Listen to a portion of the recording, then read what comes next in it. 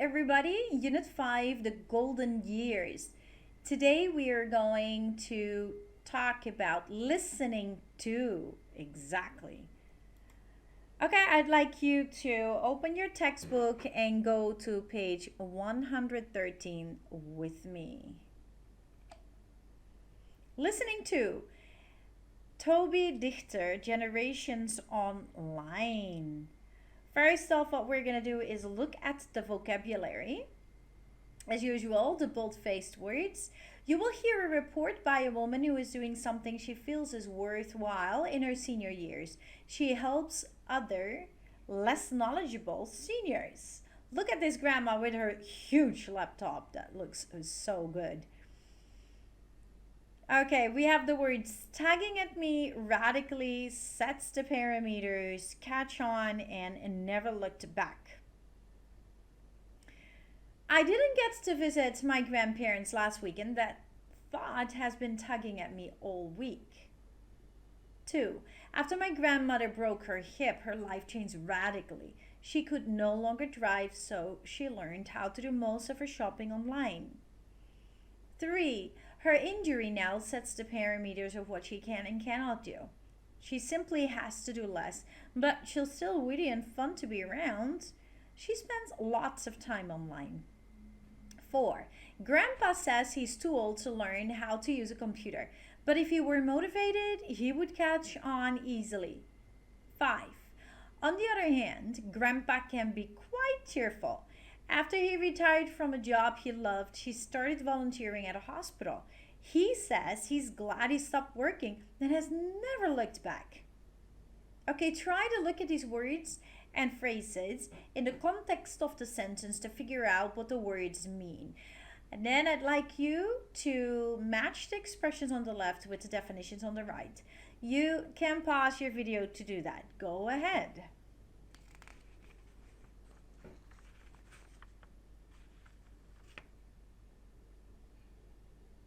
All right, that brings us to the comprehension.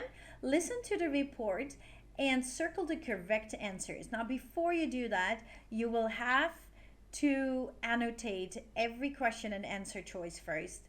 Underline, circle, highlight the keywords because that will give you a focus to listen.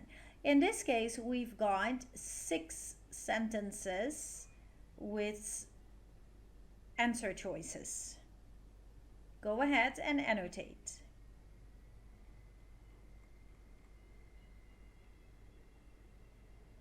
Let's start the audio. I'm Toby Dichter, and I just turned 65. I am the founder of Generations Online. Have you ever used the internet? Yes. You have. Generations Online is a national nonprofit that introduces the internet and email to people over 65. Click 2 times on the left, just the left. We place it in places where they live and congregate. So senior centers, low-income housing. I can put a message right. This happened when the internet was starting to take on. I think my mother really kind of inspired this. I guess I was blessed. The older people in my life, like my mother, who died at age 85, they set the parameters for me. So I thought it's really cool to be old and wise and witty. And then as you met more and more older people, you realize that some just don't age as well. And that's what started me on the discovery. I was just curious. I would start to ask older people, oh, do you use the internet? You must love it. Oh, no, dear, I'm too old. Oh, no, I'm too dumb. It broke my heart. Can you see the arrow move when you move the mouse? I'm Daud-Grade, 82 years old. It's not hard to catch on. Most things you do, cooking or whatever, you follow directions. So this same with this. Follow directions, you learn how to use it. I had this wonderful job, a big office, but this thing was tugging at me. And finally, I left after 30 years. I've never looked back. My daughter and my granddaughter are always the ones doing everything in the computer for me. I would like to be more independent and get my own information so that way I don't have to bother them. It's hard enough to be old. It's much harder when everybody else is communicating in a certain fast way and you're the only one left off. And I've had so many elders say to me, they're leaving us behind. And there's too much to catch up to. There's way too much vocabulary. There are too many techniques. Right. But I said, and I can type in my name. Oh, this is the email I'm working here right now. I learned the mouse, what is it? Touching it and directing him. I can direct him to do what I want. I mean, we had one woman in a focus group says WWW means I'm never going to see it. It's good for you to know. It keeps your mind active, keeps you active. Another thing good with computers, so you can do a lot of networking. I think working on this has changed me radically. It's given me a purpose that's driven not by the end product, but by the joys of each and every individual. I wouldn't want to be left off, and so we can't leave them off. So noble and so cool that someone like her has the motivation to help other people, right? It's easy when you're young and you know everything, but when you're older, it's a whole different ballgame. Okay, so answer those questions, please. That brings us to listening skill, evaluating a speaker's degree of certainty. How certain a person is, we can hear from how the speaker talks. The first person examples in this piece illustrate seniors with different levels of certainty about their success learning to use a computer with Toby Dichter's course. A person's confidence level and general attitude are reflected in intonation, the strength of their voice, and the choice of words. From there you can actually kind of hear how certain they are. Let's listen to an example and determine how confident this person sounds. Generally, rising intonation at the end of a statement indicates a question or a doubt when it goes up. Falling intonation usually indicates more confidence. Let's listen. I'm Daud-Grade, 82 years old. It's not hard to catch on. Most things you do, cooking or whatever, you follow directions. So this same with this. Follow directions, you learn how to use it. Now, how certain does she sound, and what clues do you hear in her tone of voice? Now, Dorothy's voice of words shows she feels somewhat or very certain.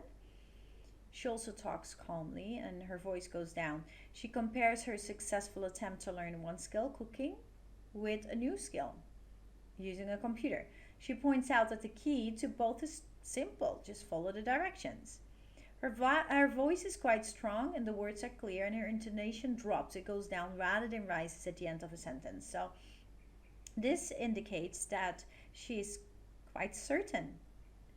Okay, now it's your turn. You're going to listen to the excerpts. How certain does the speaker sound?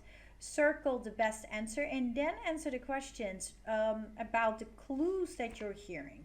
There are only two. We're going to start with excerpt 1. And I can type in my name. Oh, this is the email I'm working here right now. Okay, if that was a little bit fast for you, you can just listen to it one more time. We continue with excerpt 2. I learned the mouse, what is it? Touching it and directing him. I can direct him to do what I want. Very good. Take some time to answer the questions. Go ahead.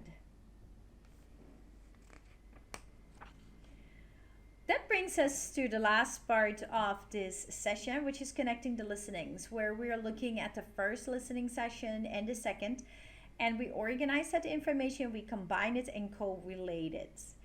Summarize the types of behavior and attitudes that help people live a long and happy life. Complete the chart with answers to the questions from listenings 1 and 2. So questions about longevity, general advice, the longevity project, and specific advice, Toby Dichter. So number 1, what kinds of interactions are important? 2, how do people's attitudes and behavior affect their longevity and happiness? And 3, what kinds of activity are helpful? I'd like you to fill out from the first audio and the second audio the points that are missing to complete the chart. If you need to listen to it again, then you can just re-listen to the audio I played just now. And for audio 1, listening 1, you can just go back to the other video I shared with you a while back and just listen to that audio one more time. You can pause your video to complete the chart. Go ahead.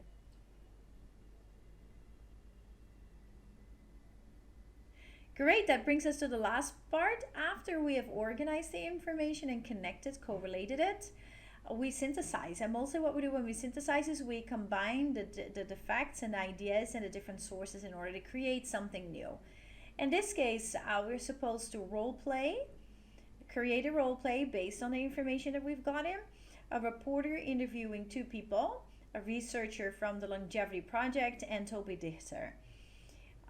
We can see here that this is the start of the role play, and we are actually supposed to complete and continue the role play to make it a complete role play. Now, I'd like you to write down some of your thoughts on this, so in our next Zoom meeting we can do this together. So please take some time to fill it out. You could write here or underneath on the empty spots to write down your thoughts on the role play, so when we meet in our Zoom meeting we can do that together. Okay, that brings us to the end of our lesson. Yes. Okay, so what we did today? First off, we did the vocabulary, looking at the meaning of words in context of a sentence, and you had to connect the words with the definitions. Then we did a comprehension. You had to listen and complete the sentences with the correct information. Then we did the listening skill, evaluating a speaker's degree of certainty. So hearing from an intonation that was rising in the end or going down, the calmness of speech, how certain a person sounds. And last, we connected the listening 1 and 2 in order to create a role play. You did great today. I want to thank you for joining me. I think you're amazing, especially that you take the time to watch the video and do the activities. That's super cool. It's important for your learning process, but still, I think you're super cool for doing it. So I appreciate you. Thank you very much. I'll see you soon. God bless you. Bye-bye.